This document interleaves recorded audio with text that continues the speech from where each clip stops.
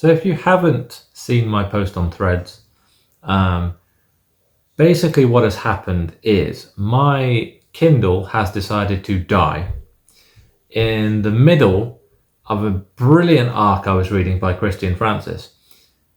But what that means is I now don't have a device suited or set up for my eyesight that I can read ebooks on. And it's going to be a few weeks before I can get myself another one because I'm waiting on royalties from KDP, and we know how that goes. So what I've decided to do is revisit some of the other indie books that I've read over the last year and a half, 2 years, and try and bring them a bit of fresh viewerage, you know? So I thought a good one to start with would be this one. So, The Shadow and the Drawer is the very first book by R.D. Baker that I read. I was immediately drawn in by the blurb, had no idea that it was a spicy book as well, and fell in love with the book so much that I bought it for me in ebook. I then bought the paperback. I then bought the paperback for Christmas for my mother. Don't ask. And then I scoured the internet because being in the UK, we don't get all these fancy ass book boxes that you get in the States and in Australia. And Fable Co.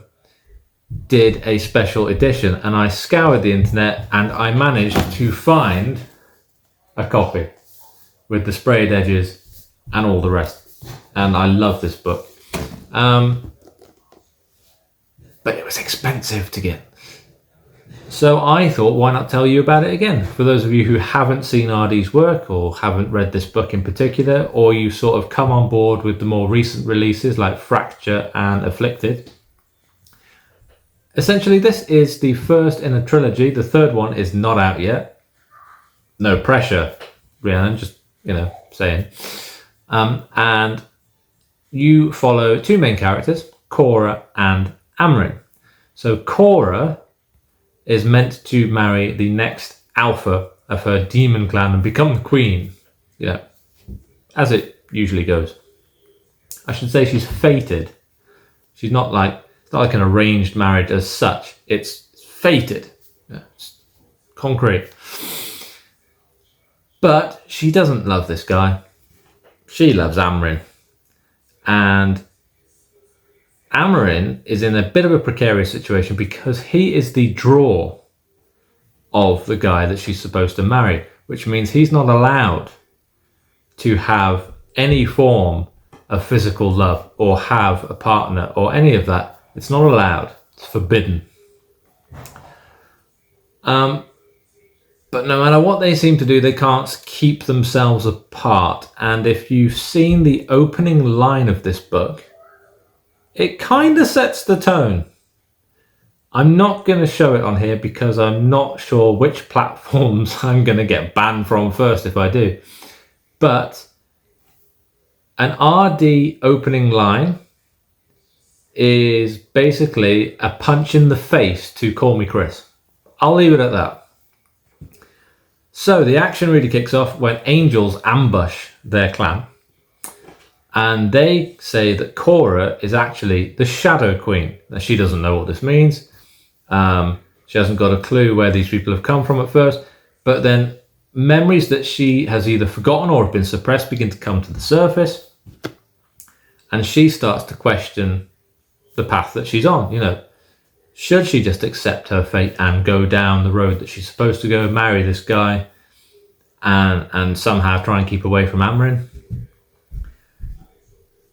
And it's not what she wants to do. They're too drawn together to be kept apart. There's a lot of betrayal in this book. Nowhere is a safe haven for them. They can't go anywhere without threat of death, attack, ambush, whatever it may be.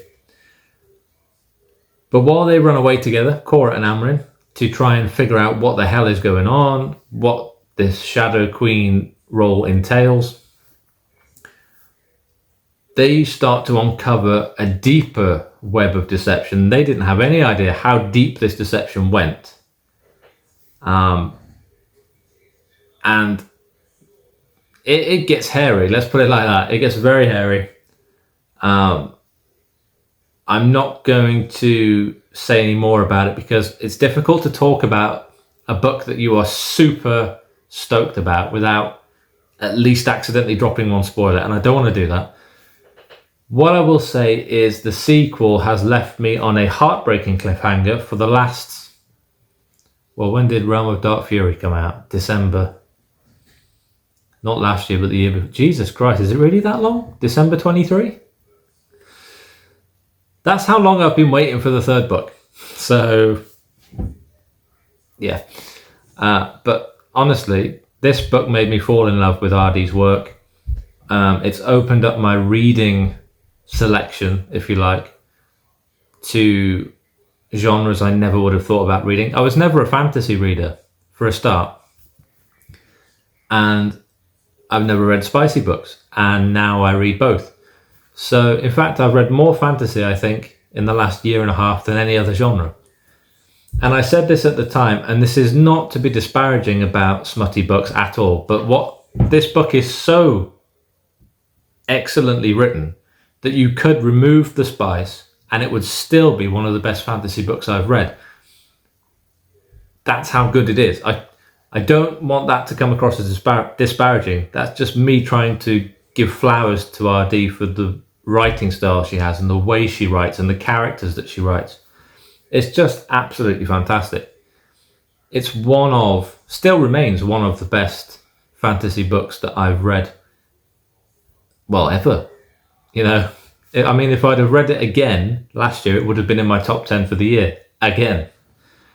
The only book for me of RD's that really tops this is Realm of Dark Fury, which is, there it is, up the top there. And I will do a revisited review for that at some point. But yeah, I mean, this is a piece of art. And I don't mean the cover, which is stunning. I mean the book is a piece of art. RD is an auto-read author for me. And like I said about Sarah Rose, that there's something they put in the water over there. There must be like some sort of magical elixir that goes into the water in Australia that just keeps churning out these awesome writers. And I would love to know what it is, because I'm not averse to moving out of this country to get that book on the bestseller list. If I've got to go to Australia, I will do it. But Shadow in the Drawer was a 5-star book, no questions asked. And so was the sequel, The Earth and the Flame. I have ranted a lot about this book, but there is a good reason for it, and you need to go and check it out, because if you don't, I think you'll be missing out. I really do. So, as I always say at the end of these videos, if you want your book reviewed, you can't have it, because I've got no way to read them at the moment with, I have trouble with my eyesight. So I have to read things on a Kindle. It's the closest thing to paper for me that doesn't strain my eyes, give me nauseous headaches. I don't need to go into detail about all that. But yeah, it's going to be a few weeks before I get back to the backlog I already have. So unfortunately, I've not got any available time or slots for any more submissions. So I'm going to close it for now, but I will get back to it as soon as possible. I just have to wait for KDP. But yeah, see you next time in another revisited review.